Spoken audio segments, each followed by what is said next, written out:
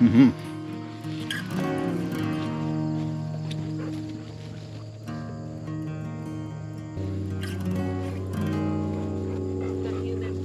Thinking food forest still this way? Because what it should do too, for our purpose, is encourage more of the grass to grow instead of these things, because these things are shading out the grass. Yep.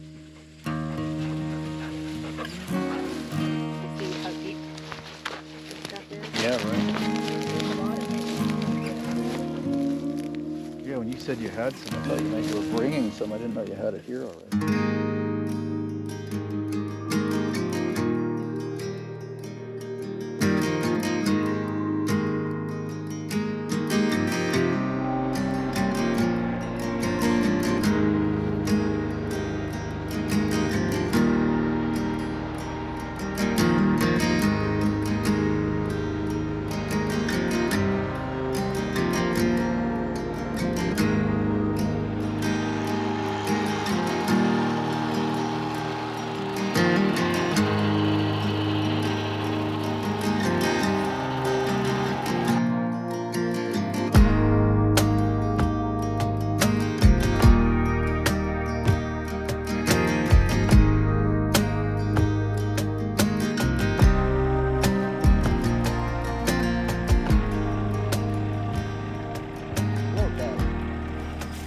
Hi everybody, welcome back to our Self Reliance, to the Homestead. Homestead number 3, I guess we're going to call it.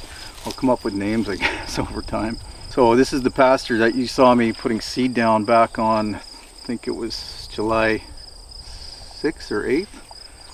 And then a follow-up later in July, and now it's August 5th or 6th. So you can see the buckwheat, the peas, and what else? I think not sure if I put some winter rye down, some brassica mix. I can't remember exactly what else, but you're seeing some of it come up. But I mentioned at the time, horrible time to be planting anything with the heat of summer and less rainfall, especially on this really acidic, kind of thin soil. Not a lot of germination and growth that you would see at this time of year typically, except from, native pioneer species like you're seeing around me, which is mostly weeds. Put a quick list here of all the plants that I have identified actually in this pasture and what they're good for, but typically, or generally, I would say most of this is not good fodder for wild or for livestock. It's pretty good fodder for wildlife, and there's like deer in this field every day pretty much, which when you're in Ontario, Canada, in a more of a moose area, seeing deer regularly is a feat. It's unusual and it's good. Callie, you can't be chewing that ball in front of the camera, bro. Let's see.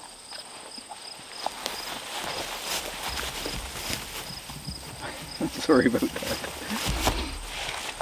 Yeah, so that, and then there's moose, like I said, that do come through here. They don't feed on this type of forage, but they're around the perimeter eating the aspens, the quaking aspen that are in the forest that are trying to colonize this field, which is why you kind of have to bush hog it on a fairly regular basis to kill all the woody species that are starting to come up to replace the herbaceous layer. You would end up over time, like if this was left without any kind of management, it would be a forest, and that would be probably the first species that would take over. These aspens would creep into the field because they put up shoots from the roots. So root comes out into the field, pops up, lots of sunlight on it, grows well.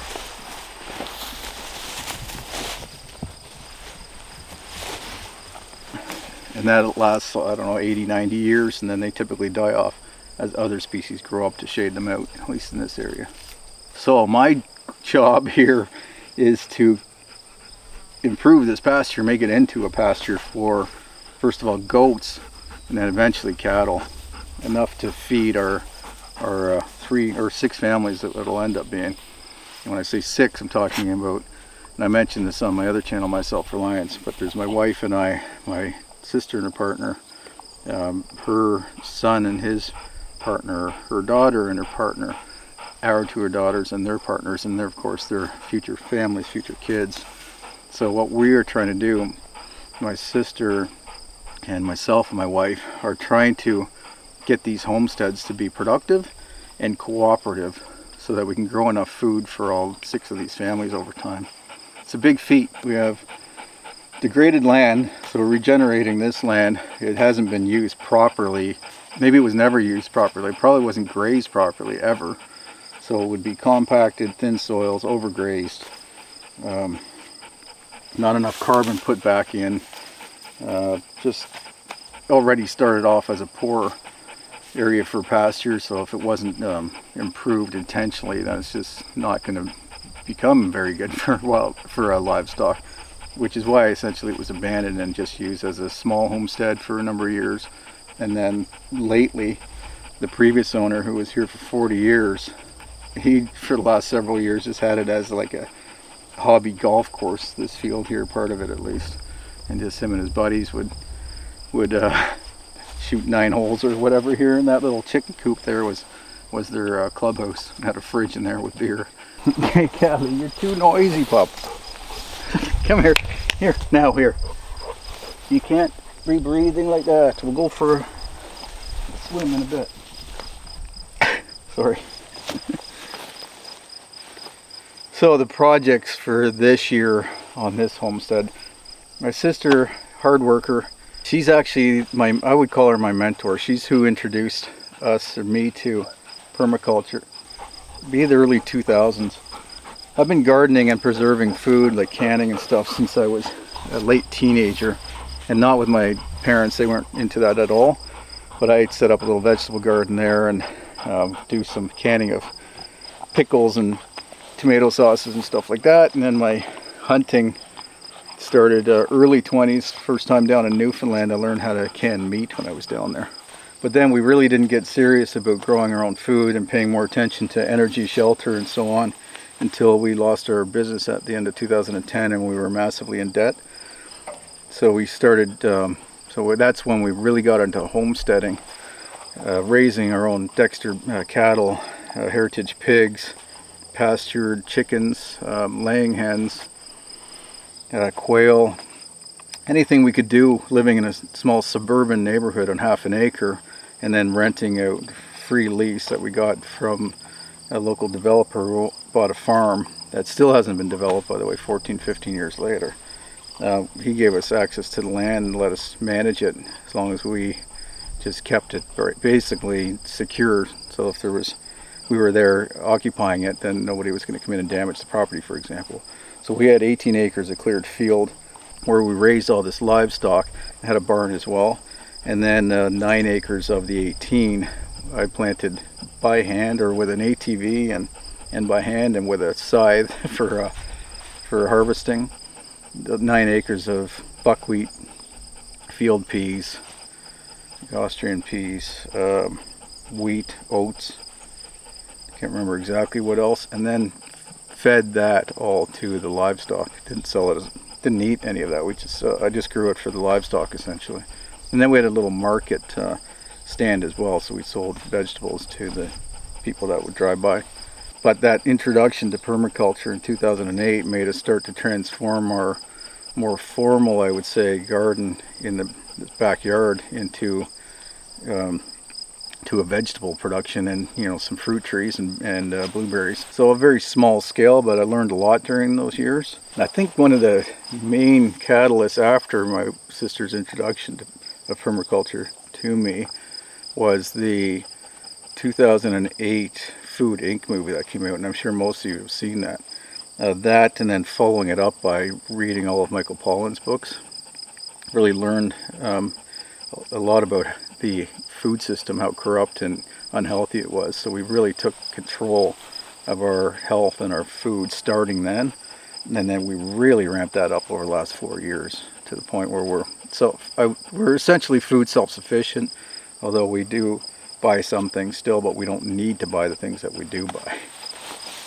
The only thing lacking, that's with relationships direct with farmers, not that we're producing all of our own food, we're still getting meat and dairy products direct from farm with good relationships in honey as well. But now we're taking that all on between the 6 families, but really my sister and my wife and I, for the most part, for now, until our kids realize how important this is going to be for them to thrive. So back to pigs, cattle, goats. Just small beef cattle because this land's so poor, and that's what we prefer to manage anyway.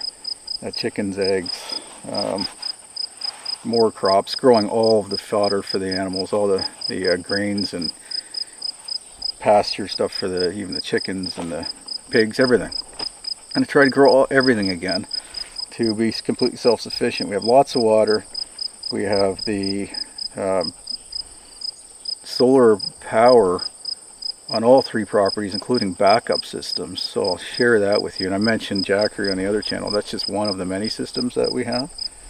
So we're pretty well energy self-sufficient need be. We're still 2 of the properties are connected to the grid still, but solar is the main source of energy, I would say. We're water independent. Drilled wells. I've got 2 on one homestead. I've got the spring and the stream and a pond on the cabin homestead. No well there. And then here is a drilled well. Shelter. This is old. My sister has to do a lot of renovations, maintenance to the old cabin and outbuildings. Of course, you saw me build the cabin. And then we also, which was off camera, although I think I have some footage of it, built the main house for the family, which would be, again, self-sufficient in its own right. Again, all from scratch. So the 2 homesteads we built from scratch, designed them and built them. And then my sister renovating this place. It's very, very busy. It's a lot of work getting all this infrastructure in place. Hopefully, I would say take another 5 years, to get really settled in, to get all the systems producing, to be sustainable, I would say, self-sufficient. We're sustainable in that there's no outside inputs needed anymore. So don't need to buy hay, don't need to buy food, don't need energy from the outside, don't need water. The shelters are finished. Lumber is coming from the 2 main properties, the cabin property and this one being 100 acres each. Wild game from all 3 properties. Lots of water surrounding us, all 3 properties where we can get fish. Just abundance. And I know we're very spoiled, and it would feel very greedy if it was just for us, but that's why we're looking beyond our generation, making sure we're providing for our kids, the extended family, my parents, other sisters, the community. We belong to a food co-op, and this year especially, I think already I'm starting to donate food to them, potatoes mainly this year that we're not going to use. Donate those to the co-op, and they can either feed the unfortunate that they normally do, or sell it in order to raise money to add, be cooperative in the community. So I feel good about where we're at, but I feel better about where we're headed, and I'm somewhat eager to get to that point. So this is a major step, getting this pasture improved, getting more carbon into the soil, basically spending 5-10 years just building soil and using animals to do that, so that in the future, like I said, it's self-sustaining. Anyway, that's pretty much it. I think I'm going to leave the pasture the way it is. I've left just enough swaths for pollinators to have enough to feed on all the flowers. I don't want to knock all those down to the ground.